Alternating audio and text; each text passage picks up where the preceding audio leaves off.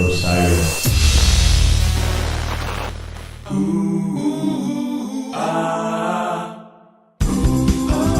scale, under the scale, under the scales.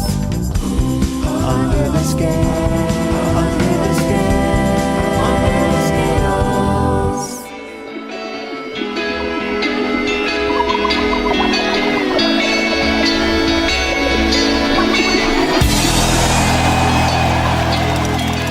Hi, this is Tom. Welcome to the first episode of Under the Scales, the almost weekly podcast about the band Phish from the fans' perspective. Also, of course, from my perspective, as a friend of the band's and as a songwriter. I'll interview people and try to light up some darkened corners.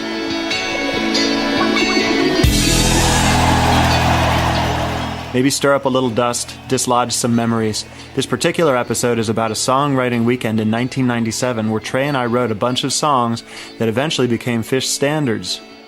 In this episode, I'll play a few of those original songs. Today, my friend Stephen Thibault Thomas is coming over. He and I have gone to a lot of Phish shows together. We think more than 150. If you've met me at a show, chances are you've met Thibault. He also goes way back to the 1980s Princeton Day School gang where Trey and I first stumbled upon each other. Today, I'm going to read him a story that I wrote a long time ago about this weekend with Trey in Vermont. This story was lost on the internet and then found again to my delight. So I have a cold case of Sculpin IPAs ready to go. Now I just need Thibault to show up. Interpretation, reflection, misdirection. That's my job. It really is my job. I write words for Phish. I'm Tom Marshall, and this is Under the Scales. All right, finally Thibault showed up after a long time. I've been waiting for him all day. Hello? Hey, Thibault. So I already explained kind of who you are, but what I didn't say was that I'm hoping that you're going to be a frequent guest and co-host and all that stuff. So this is Thibault's first time here. His real name is Stephen Thomas. So here we go. I'm just going to dive right in. The thing that I wrote, the title is The Songwriting Weekend. You ready, Thibault? All in. All right. Part 1 is called The Beater. I arrived at the Burlington airport one fine spring day. Possibly this was over a Memorial Day weekend between 6 to 9 years ago. I'm still not certain of the date. And looked around for Trey, who is always late, who was going to pick me up and drive me to a farmhouse for a writing session. We were in a phase where we would go away for long weekends and write a slew of songs together. Phish Inc., meaning at the time Beth Montori, Paul Languedoc, and Pete Carini, would rent an old house in a beautiful secluded setting somewhere, near Stowe usually, and fill it to the brim with musical instruments, recording equipment, frozen pizza, and beer. Then they would leave and we wouldn't hear from them again. The result, 3 or 4 days later, was usually about 15 songs, of which possibly 8 or 9 were usable as Phish songs. Wait, let's nail down exactly when that happened. What writing session was that? Yeah, well, so there were a lot of, I think we rented, when you count them all, there were about 4 or 5 farmhouses in Stowe. And they all had different writing session names, so you can sort of narrow it down. Yeah, so the very first one was 97, but that was in the winter. And that was, we called that one Pecked by the Dove. And that one was Piper Saw It Again, Limb by Limb, Ghost, Dogs Stole Things, Velvet Sea, and a couple others that that didn't become Phish songs. The one that we're talking about in this particular story, I've pretty much narrowed down to a session we call Trampled by Lambs, also in Stowe, Vermont, and also in 97, but this was 5/25/97 was the first day of a 3-day session.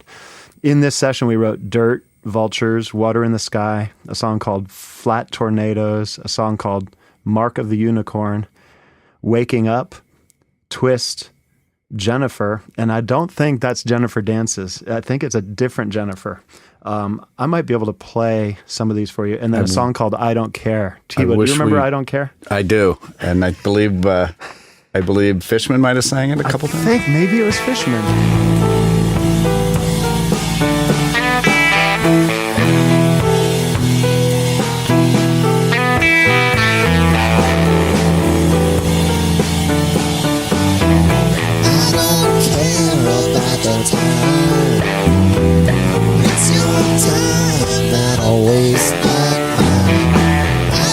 And it was one of those that he hones in on weird songs that usually wouldn't stand a chance of becoming a Phish song, and brings them to life every now and then. Like Setting Sail. Do you remember Setting Sail? Just tell the lyrics to that right now. Just that one verse. Setting sail, I hit a whale. My ship sank right away. Losing face, I left this place. I hated sailing anyway. And Fishman loved it so much because he said he thought it was the ultimate sour grapes. But anyway, back to the reading of this thing. So here we are. We're in Stowe. I'm just landing in the Burlington airport. So this is back to the story now. I don't think Trey picked me up twice in the same vehicle. Now, you might think this would be a treat. You know, what exotic toy is Trey going to have this time? Maybe a Ferrari? A Lotus? No. Hey, there's a Corvette. Is it Trey? Nope, not Trey. The car of choice was almost always a beater.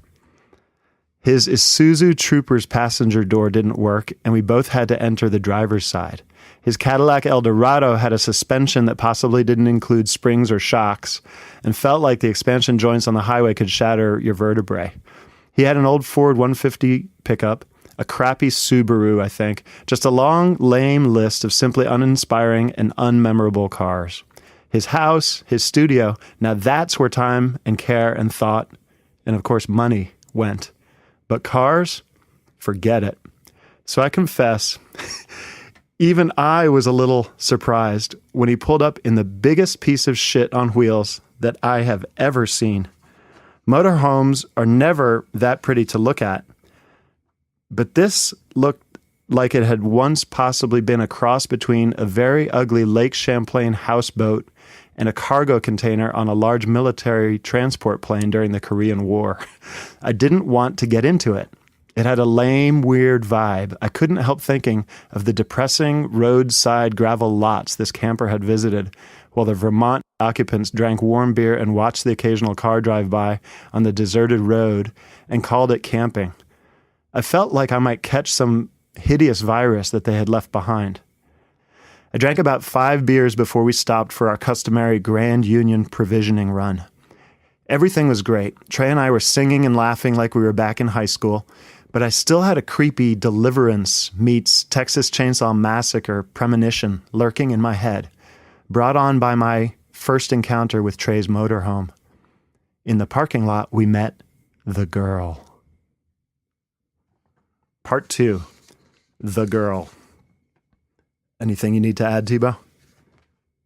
Nope. All right. Tebow's drinking wine. All right. The girl. I saw her first, sitting near the store entrance in a shopping cart. I thought, how cute. A girl is playing while her mom is buying groceries inside. Still, it seemed strange, and I couldn't take my eyes off her. Neither could Trey. We were transfixed, and we grew silent as we approached. From afar, she appeared to be quite pretty. But that changed, and as we got closer, she had a grim look to her, and her clothes were dirty and old. Then the hair on the back of my neck began to rise when we saw that she was looking at us intently and smiling. Then it also became apparent that she wasn't 6 or 8 as I originally had thought. Instead, she was a very small 12 or 14. She said, "Hi, I like your truck," in a pure West Virginia dialect. I was at a loss, but Trey quickly took control. "Thanks, I just got it. Do you like it?" And she said, "You can't park it there. My uncle will see it." I must have visibly started, because she then fixed her gaze on me and said, "That's his truck, you know." Meanwhile, we had never slowed down, and we gave the girl a somewhat wide berth and stammered some incomprehensible response and stepped into the store. I was shaken, but Trey wasn't. He was just riding the moment, and I thought, perhaps this is what living in Vermont is like. sometimes you just have to humor the local people. So I tried to put it out of my head. T-Bo, I got to tell you, there was like this girl like sitting in the park, like in the shopping cart with her legs sort of coming out the top. You know, she was in the part where toddlers go, but her legs were like over the handle. And she like, there was something, you know how in like weird horror movies, like a contorted version of like a toddler will like inexplicably like go up the wall. And then go across the ceiling? And then go across the ceiling. She looked like she was bent like that. And so already, I mean, honestly, this was really, really happening. I love that her playground was a shopping cart in the parking lot. Well, you know. You make do. In the store, things were funnier than usual. Trey pulled a carton of cigarettes out of a huge case as a joke. He was going to toss them into the shopping cart, I suppose to make me have to deal with returning them during checkout. I should mention, Trey enjoys the making the other guy's day more difficult kind of humor, which I also am well versed in. And of course, which is sort of trickles down to then from Trey and band members to you to roadies to, and then eventually it comes to us and it's usually some kind of abuse. Well, but it starts at the top. Exactly. I think Page was the one who coined the term. It's not amusement, it's abusement. It was hilarious when he said it, except I was, as usual, the brunt of the joke. I think I told you a few days ago, T-Bo, that this memory came to me. I was lucky enough to, every now and then be able to go for maybe 3 or 4 shows on the bus on tour with Phish. And I would have my own bunk. And this was back before they all had their own buses. And I would just be sort of, a member of the bus. And I think the band and Brad Sands at the time were just like hungry for new blood on the bus. That's right. And so people used to say to me like, hey, you're so lucky you get to go for free and stay for free and all that. And I remember honestly thinking, it's not free. I pay dearly. I really, really pay dearly. Fresh blood. Yeah. And one of my most, the only one, if you were to ask me, so what happened on the bus? I mean, every single one of them is a fucking comedian, a hilarious comedian. They really are. But the only one I can really remember, and Brad especially too, there were 5 of the sharpest, knife sharp humor. And I had no chance because, they would all turn their attention on the new guy. And they were road weary. So they were, well versed. Yeah, they were punchy. And usually they were all adrenaline after the show, whereas I was, thinking about sleep and they were just pumped and ready to attack. I came on I came on the bus once after a show and the least likely guy, Page, for some reason just opened up on me about my hair. And I got to admit, I was sensitive back then because before I learned about hair product, which I used, I use a lot now, possibly more than shampoo. It was my hair would do this. Do you remember, T-Bo? It would do this thing where my mom said helmet. My mom called it the hair helmet. And it was just, what did you call me? Christopher Robin. Oh yeah. In 6th, 7th grade, Kip and I, my brother would call you Christopher Robin as we pulled up and picked you up. You looked like him. Was Christopher Robin just from the book? Yeah, Winnie the Pooh? Just a sketch. If you read the original book, it's just a sketch of him, and I'll dig it out. So A. Milne had drawn something, and that you guys. So it wasn't in popular. It wasn't a movie or anything. It was just a sketch. Yeah, of the hard copy of the first edition. And somehow that whatever became year that was. And then another guy, I still to this day have no idea what this is. I think it might be a comic strip, but someone also called me Prince Valiant. And to my great detriment, I think I let Page know both Christopher Robin and Prince Valiant. So I got on the bus probably with a severe helmet head hairdo going Back then I didn't cut my hair that much either. So when it went bad, it went really bad. And so I was kind of like, I was taking the abuse. And finally I just said to Paige, give me a break. I'm having a bad hair day. And Paige helpfully offered that he thinks that I'm having a bad hair life. Where am I? Oh, yeah, about the humor. So Trey enjoys making the other guy's day more difficult.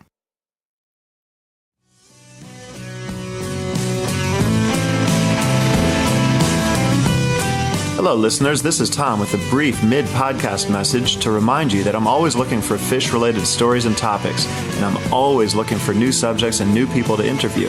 If you feel like you might be able to contribute to this podcast, go to underthescales.com and click the Tell Your Story button. I read every legitimate submission, so don't hesitate. Follow our Twitter to stay up to date at Under the Scales. Now back to the show.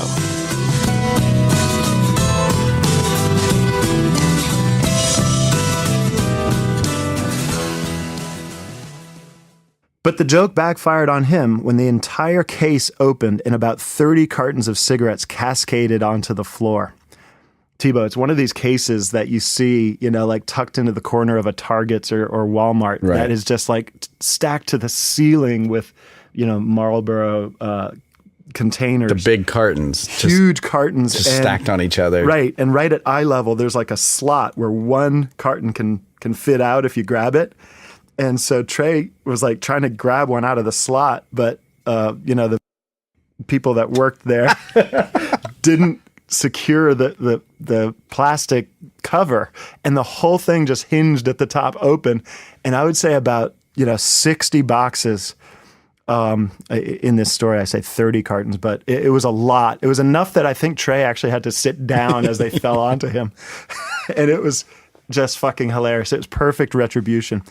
Anyway, opened and about 30 cartons of cigarettes cascaded onto the floor. It caused a commotion, and I thought everyone was enjoying the moment as extremely as I was, until it became apparent that people were looking at me rather than Trey. And then I figured out that my high-pitched laughing, gasping for air was actually alarming people.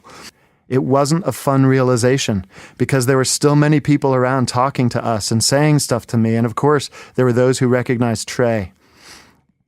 It was closing in on me. I told Trey I was going outside for a minute. I walked past the registers toward the exit when I saw her again, looking at me through the glass. She was now out of the cart and standing near the exit, seemingly happy I was about to emerge alone. I did an immediate about face. In fact, when I saw her, I may have recoiled like when a horse sees a snake.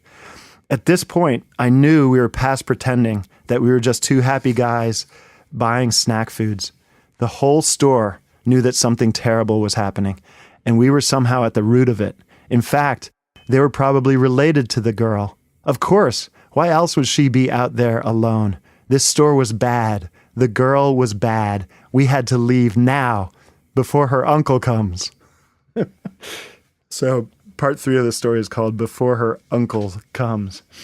T-Bo, honestly, I was like, I think I was in this state where whatever emotion I was feeling was like amplified by like 60, So like, like laughter immediately gave way to paranoia.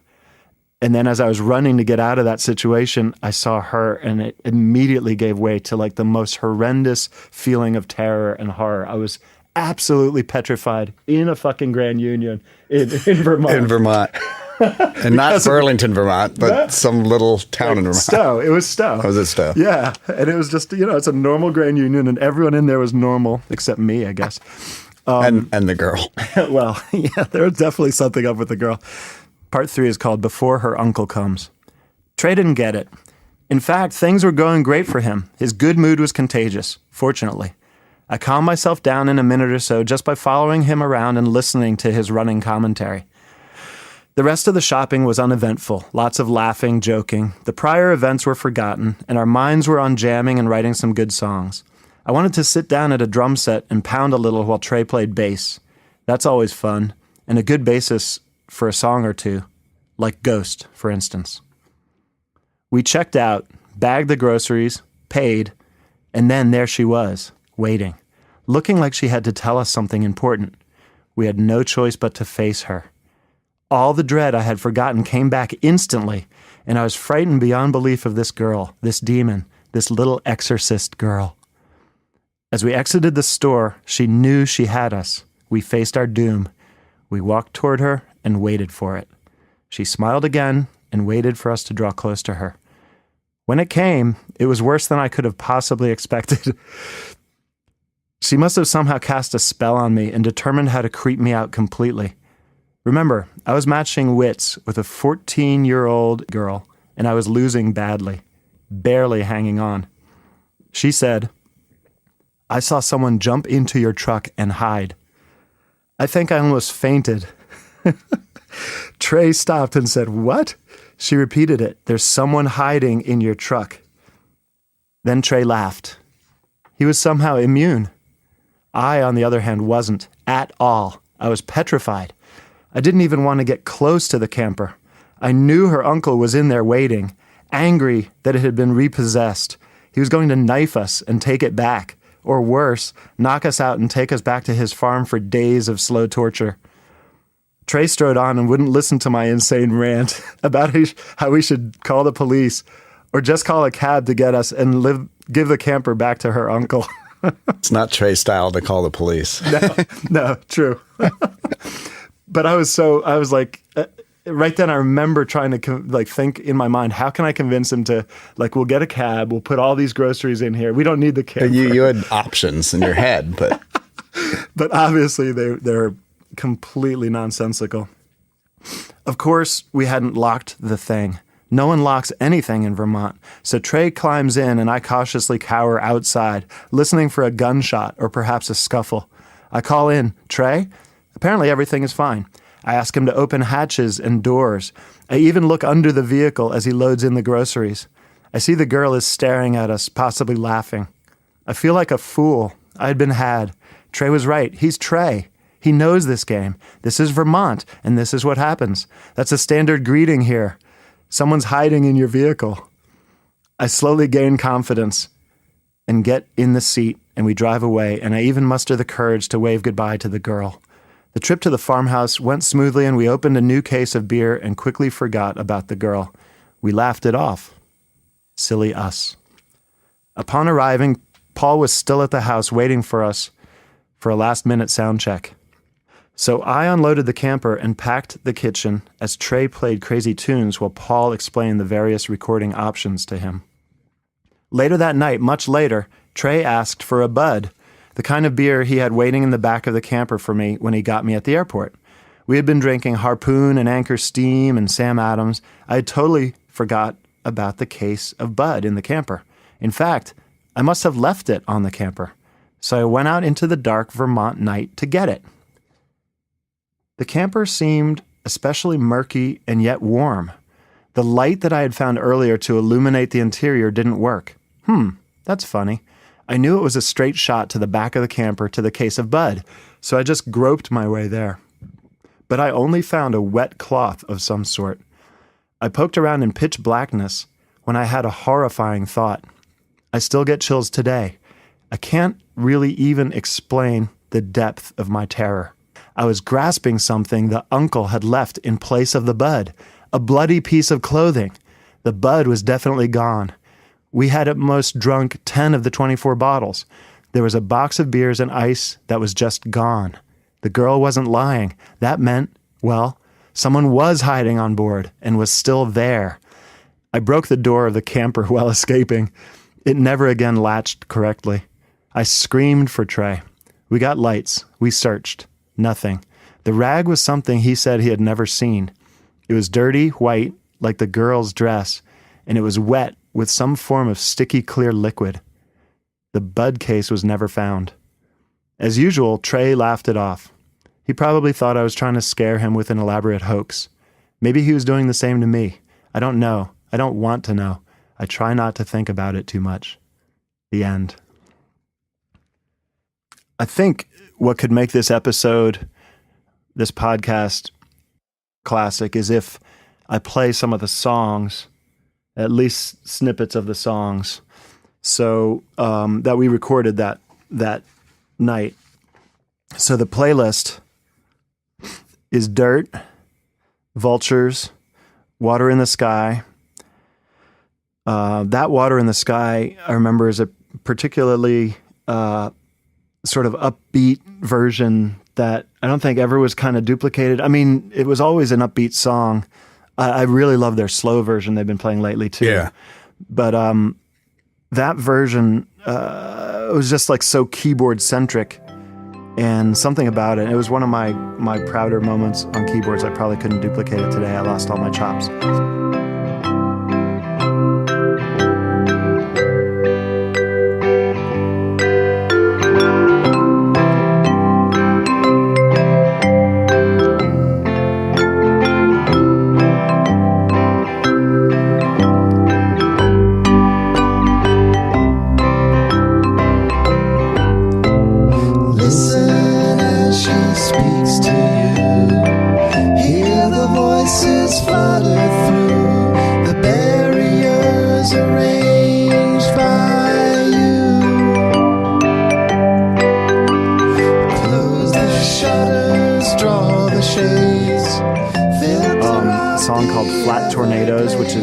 Which is just a strange instrumental. That was an instrumental. Mark of the Unicorn, I think, is lost in the sands of time, unless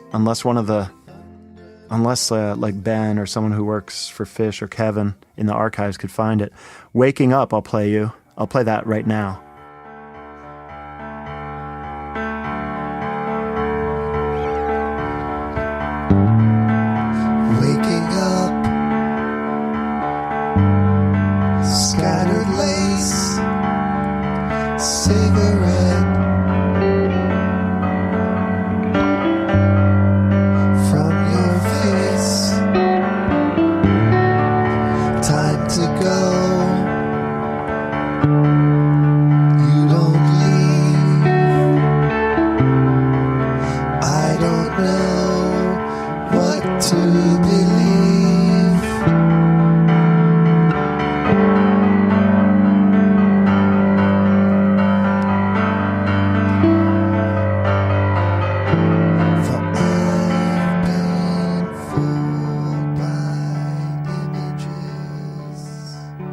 And of course, Twist, Jennifer, and I Don't Care.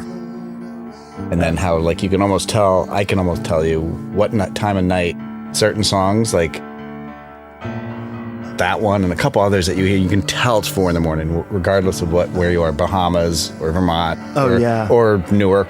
well, these songs, the order I just read them was the order they were recorded in. No, they were. And the last one. Yeah, so but it was like, over 3 or 4 days, right? Yeah, so it's hard to say. I do remember it was probably the first or second night when, as we were going to sleep, we wrote "Waking Up," and ironically, waking up because we were tired.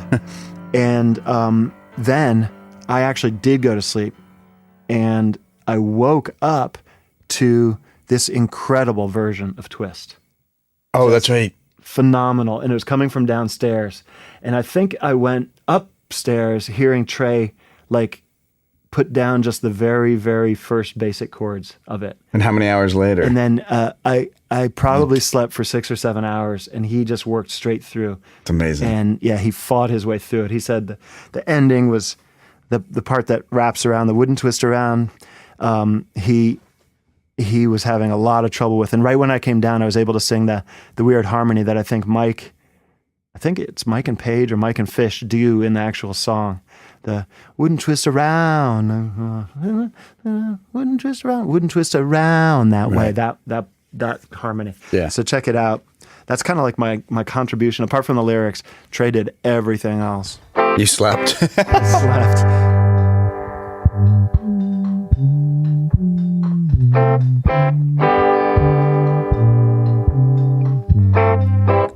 Unspoken name for many days, pronouncing it in several ways, and moving letters all around,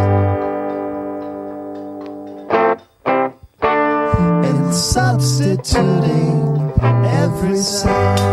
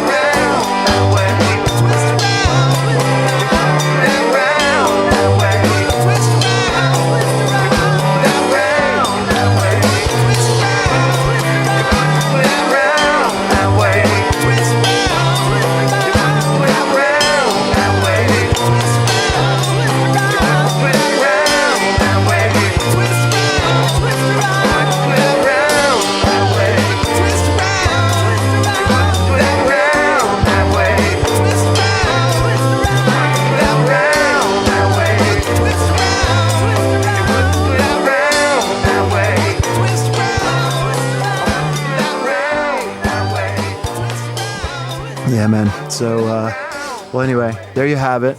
That was the Songwriting Weekend. Thank you, Tebow, for co-hosting. Lots more to come. And, yep, a whole hell of a lot more to come.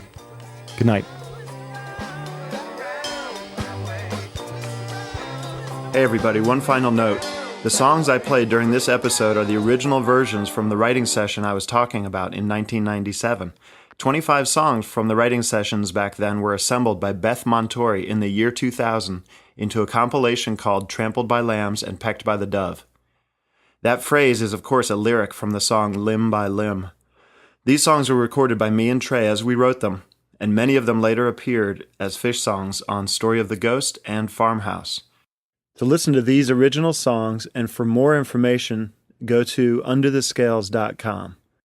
Also, Trey sang I Don't Care, Not Fishman, the 2 times it was ever performed live in Europe in 1997.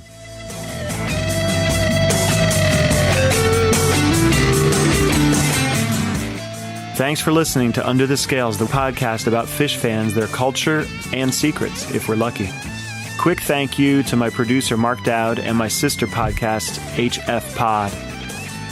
Some of the music you hear in my show is, of course, Phish, but also it's often my old band Amphibian with an F.